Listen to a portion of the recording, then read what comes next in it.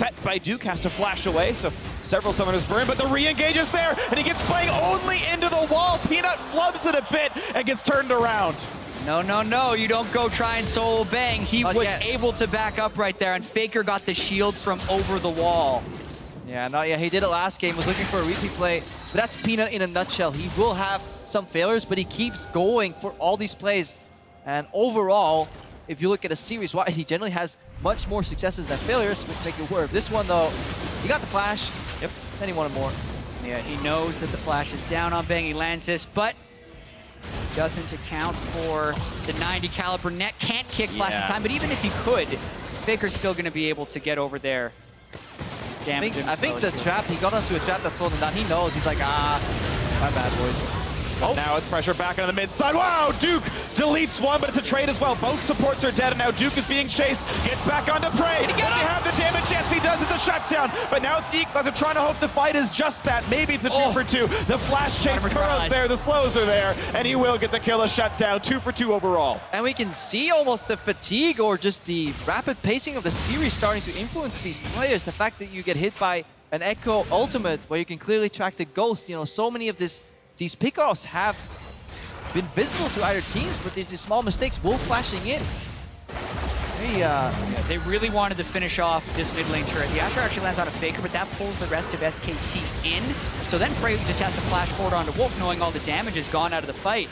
Impressive of Duke to be able to salvage this one, kill Gorilla, then ult back onto Prey, who wasn't respecting the clone. And yes, ROX runs it down, but to get a 2v2 in that situation, I think is actually fortuitous for SKT. I have to take that back though, because the clone wasn't actually visible because he came from the teleport. That was the frame. The clone spawned in the lane because it was still in the fountain. He didn't know when it was going to come down, so he essentially has to count down 4 seconds from when the TP lands. That's just beautiful from Duke. That's, How many that's times? actually insane from Duke, because if he does that a second too early, he flies back into the fountain. And we see that all the time from Echoes who teleport into fights and then want to use their ultimates. So. And if he did it 0.5 later, he would have missed. So that is actually frame perfect from Duke.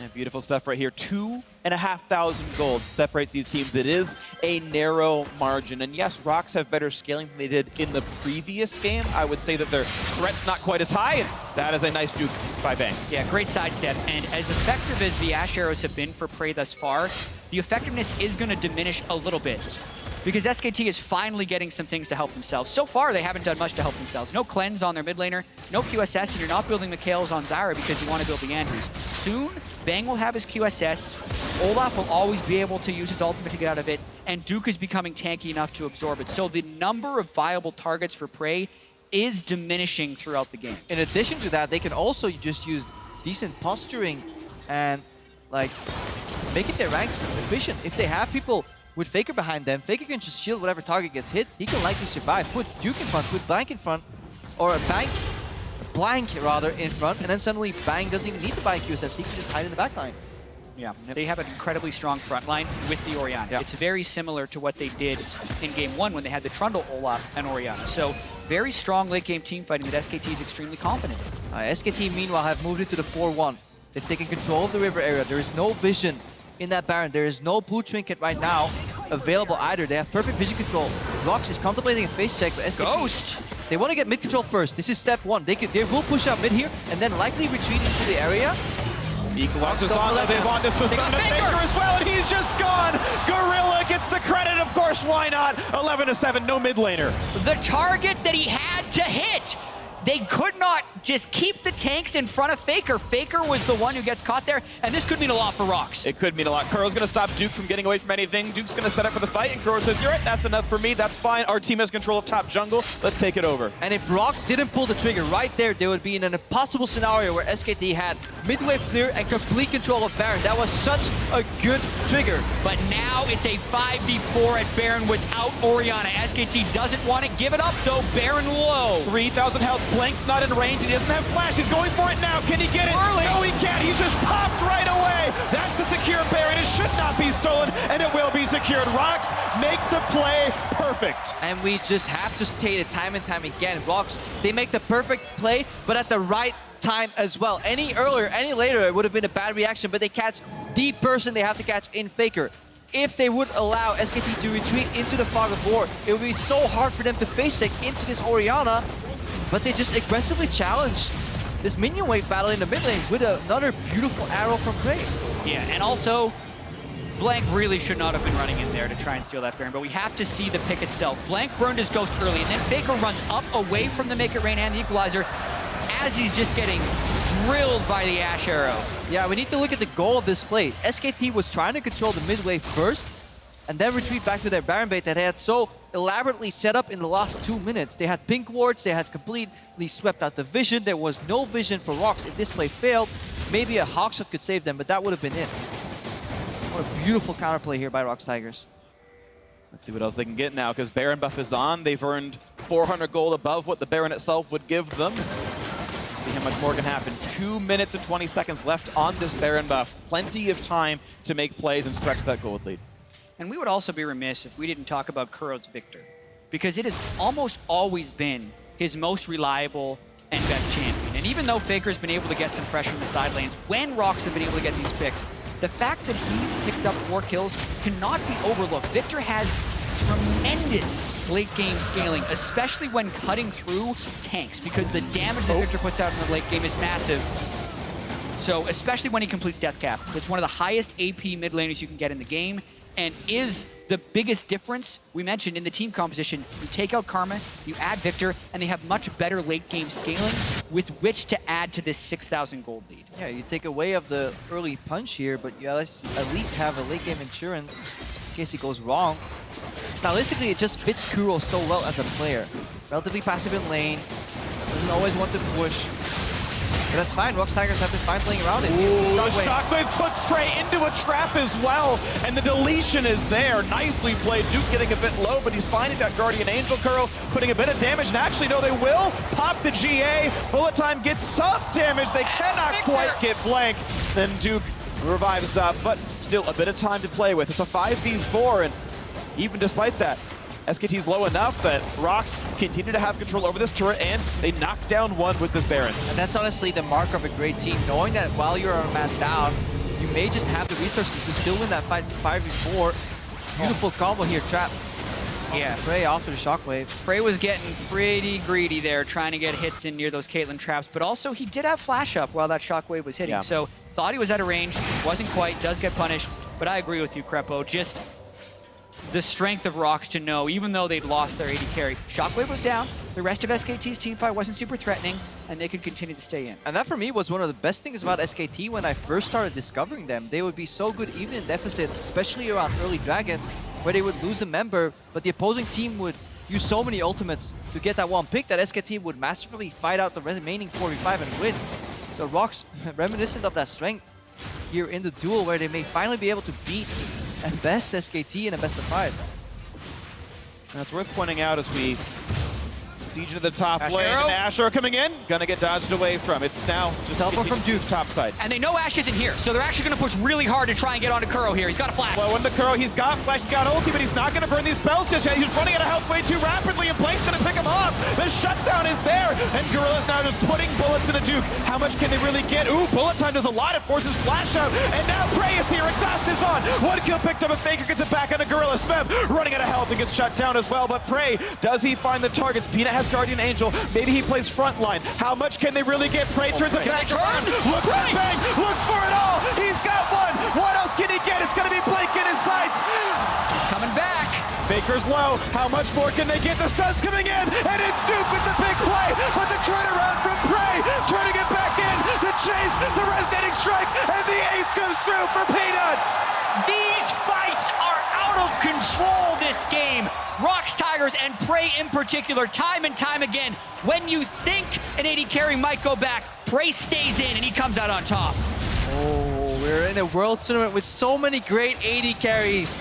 Wondering who will be on top at the end. Prey is definitely making a statement here. All-Star Jet, as you pointed out, they know Ash is not here. They run at Kuro. Look at Peanut, he's waiting for Blank to get the OF ulti to timeout. That's what he's hoping for, a good kick, but he stays too close, takes some damage. The turnaround potential of MF is huge, but SKT, they survived up until this point. And the Black Cleaver on MF actually does a lot of work right here as far as getting a lot of poke down as Prey arrives. They instantly kill him, and then the rest of this fight is just such slim margins as SKT try to come through. The Hurricane Ash right here. Prey waits in Fog of War, gets a bunch of damage off. Gets a bunch of damage, flashing aggressively when he knows. Look He's gonna track, by the way, the parallel convergence in the next phase of this play. He moves out, moves in when the Lee Sin is about to spawn to give him an option, sees parallel convergence, sidesteps out of it, goes for Faker, and then turns towards Duke. This is well played. And then Duke and Faker, you have to threaten the higher threat target, which is going to be Prey. I think it's a misplay at the very end of that fight by Duke to go for the Lee Sin instead of Prey. That might not have been the difference, but it definitely would have helped. ROX with a huge team fight win. That was a 2 versus 4. At the end, it was turned around. You can see plenty of damage. So that 5,000 damage Ash of Prey. Yeah, that was absolutely huge. Looking at the arrow to slow down Duke. Looking for a bit more. It's blank on the chase, but can't find much more. Yeah, OF ult to use. Faker's in the mid lane. We see a flank from the Victor. Faker no flash either. If he gets a slow apply to him, he's going to be a goner too. Uh-oh. Blank's down an ultimate, so they might try to go here. Not a lot of tools to get away. Has to run through the equalizer. Big chunk comes out of Kuro. How much more can he find? It was SKT able to kite away and not take any more Chaos Storm damage. A lot of big cooldowns used by ROX. They also have triple Ocean Drake, so any poke that they land onto them will be refunded, but the cooldowns are still very real for ROX Tigers. And Baron is up in 25 seconds. SKT should have time to heal up and run out here, but they will be trying to do it without vision, which makes it incredibly difficult to harass. So if you look at SKT right now, they have such few wards honestly, into their own jungle that now belongs to ROX. They have to face check essentially every single brush. They know some key cooldowns are down. They will be happy once they spot these members in the mid lane. They just use a Hawks, a very tense situation right here. Yeah, ROX mostly recalled their team after completely warding up the top side jungle. They can use those wards to buy themselves some time. A lot of the recalls came in. They've come back in the mid lane now with the refreshed Sightstone, and we'll see what more ROX can get as they are the team with the lead, with the ability to control the map. And control the map, they will. Prey has been so good with the Ash arrows, and Curl's also at a point now where if he gets another angle, like we just saw, you see he completely removes SKT from a fight. So ROX doesn't actually need to win a team fight, they just need to kill one person, and then they can actually force the Baron. But let's go over the strengths of SKT right now. How do they win? Well, they put Duke in the side lane and have him duel. When's the last time we've seen Duke aggressively push out a side lane and threaten the map? Honestly, 20 minutes ago it feels, because ROX is keeping the map so compact, they're not allowing him. It's even Faker that just pushed out the bottom lane here. Because the immediate threat of ROX here, they just put so much pressure on every single step that SKT takes. And that means SKT doesn't have the time to push out the side lane, and it draws them towards the Baron. Look, once again, they go straight for it. They're trying to draw SKT towards them. They're burning it down. It's dead too fast. There was no chance for him to come in. Arrow comes through, and Wallace just gonna hit the Banshee's Veil. That's Blank losing an item passive, but who really cares? SKT shoving down mid. SKT's trying to cut them off right here, not fearing the Baron immediately. I mean, there's always Equalizer right here for the ROX lineup. They can always get rid of the minion waves, but they're looking for more aggression. What a beautiful Baron again by ROX. Their awareness around objectives is so impressive.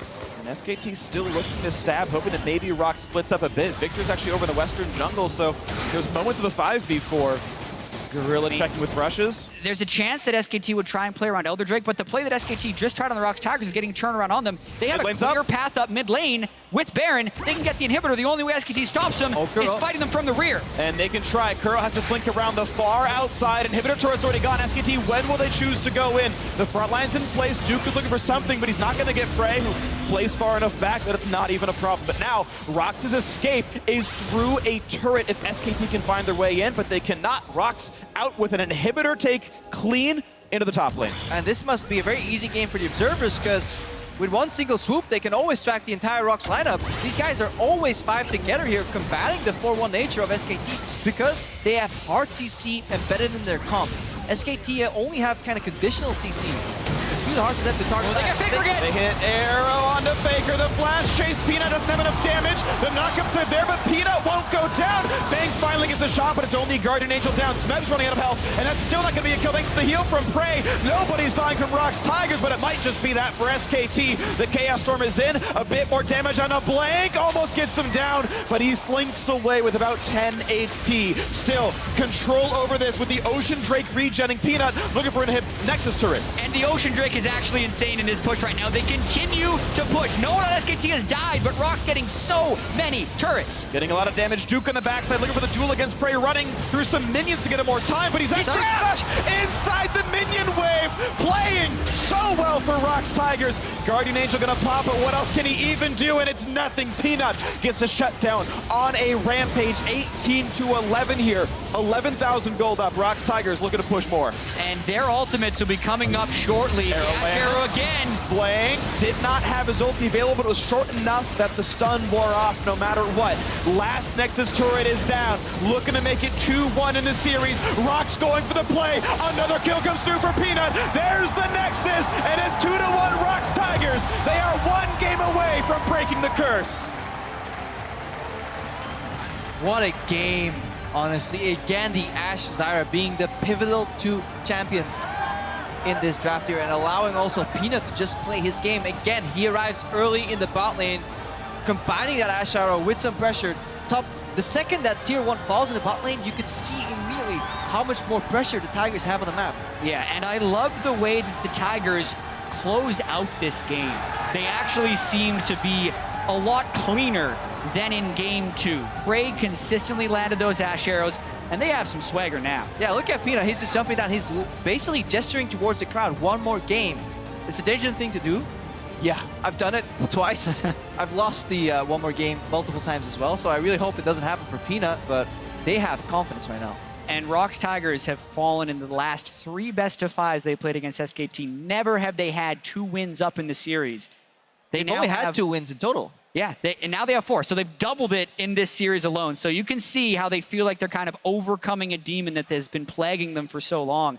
With play like the way Peanut's been doing, the way Prey and Gorilla have seemed to kind of solve this bottom lane with the pick after pick, SKT have to change things up in this next one because they tried round 2 of the Misfortune lane. They lost again. They have to change. And the problem against these Ashe arrows, you can't even draft like a Morgana because it's just too weak in lane. So you need to get rid of, honestly, either that pick or we may see the return of the Tahm Kench because that way you can position in a lane where suddenly you play behind your AD carry, he has pressure, maybe gets the early QSS. If he gets hit, suddenly you devour him, walk the way out.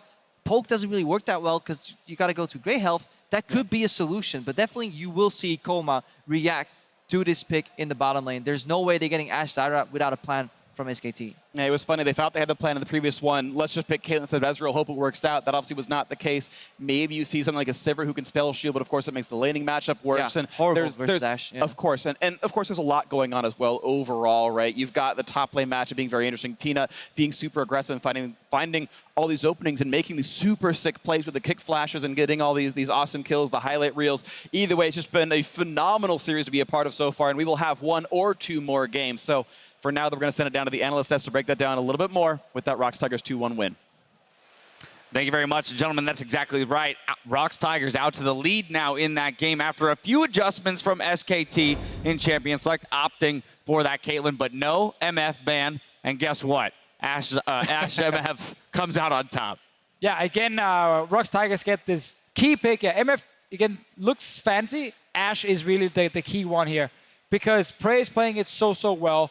This game here, SKT, QSSs came in very late, so he just kept firing arrows left and right. Faker didn't even get one. He also got caught later on. So this Ashe pick in itself is just winning laning phase and creating picks for ROX Tigers all over the map. Remember in game number 1, Prey was against the Ashe, and he got a very early QSS. He 12 knows minutes. exactly. He knows the strength. And it's all about the draft because you talked about adjustments, Dash.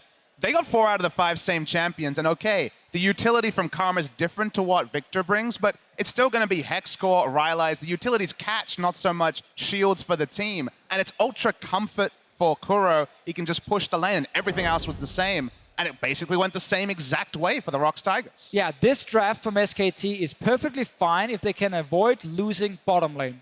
Because Faker's on Orianna, he's winning his lane. The problem is he can't really move too far from this lane too often and actually impact the other lanes. When the bot lane's losing, it goes wrong. You just said this draft is fine if they don't lose bottom lane. Yes. But Ashe MF just straight won by him. Of course, Peanut did show up and had that solid gank, but what do you mean it was fine if they don't lose bottom lane? Why don't you call down your jungler against this MF who's going to die to a flash root from a Zyra as an example? Why don't you flash the first Ashe arrow instead of standing there, taking it in your face, very difficult, and then flash after? Like, there are ways for SKT to play around it. I do agree Ashe MF is a big issue and needs to be fixed for next game, but SKT's draft can win the game. The important thing is how they're playing around this bottom lane, right? They're drafting for it, and Ganking Peanut it. keeps coming down there, or, you know, they have again with the double teleports, but they're bringing extra pressure to the pressure they already have because of the champion. And SKT's adaptation this game, because we said, you know, pretty much gave the same comp over to ROX, is ganking Smeb, taking down the Rumble, but they were still winning the bot lane. By the time Smeb actually escaped lane,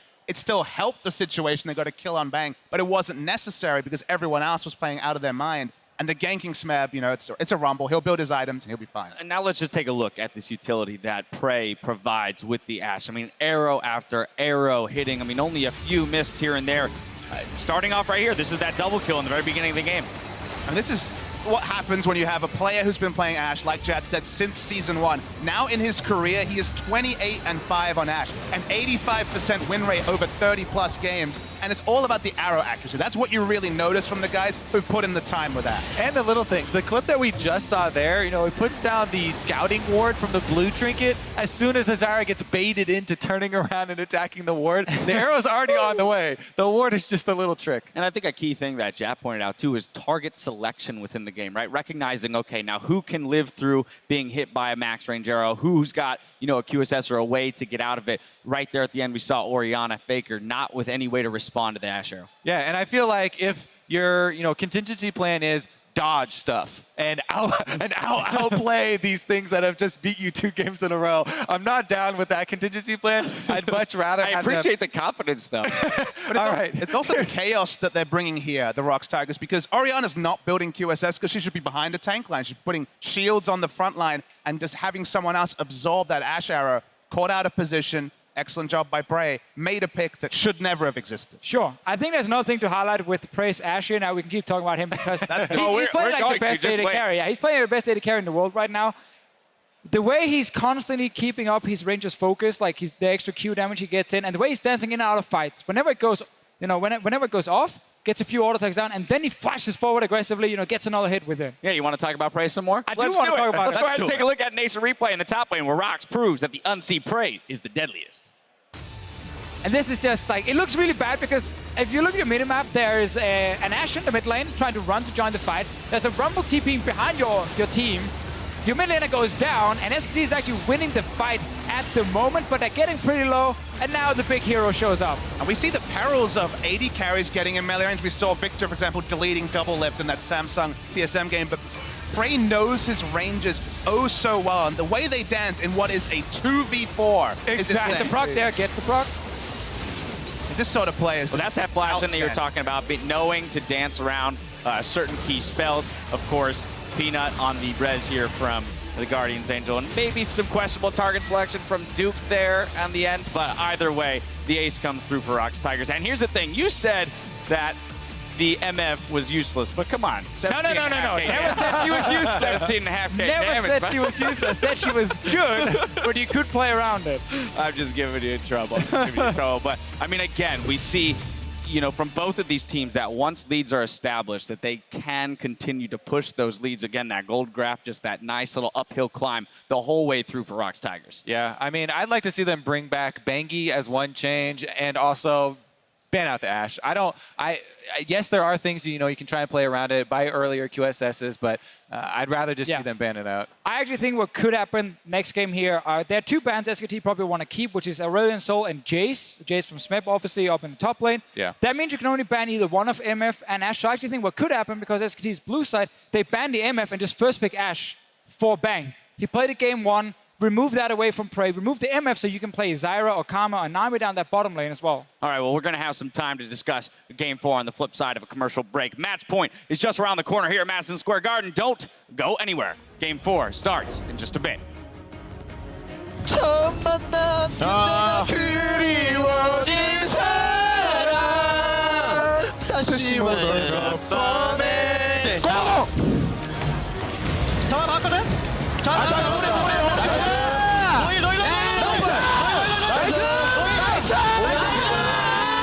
Inside, wow, Duke deletes one, but it's a trade as well. Both supports are dead, and now Duke is being chased. Gets back onto Prey. They have the damage. Yes, he does. It's a shutdown. And then likely retreating to the area. Equalizes on they want this was on the Faker as well, and he's just gone. Gorilla gets the credit, of course, why not? How much more can they get? The stuns coming in, and it's Duke with the big play, but the turnaround from Prey, trying to get back in, the chase, the resonating strike, and it's 2-1 ROX Tigers. They are one game away from breaking the curse.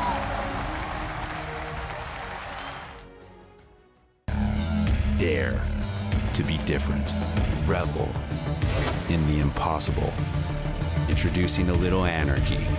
Disrupting the natural order. Because a hero lies in all of us. Nothing is beyond your reach. Claim your victory and go forth to conquer new worlds.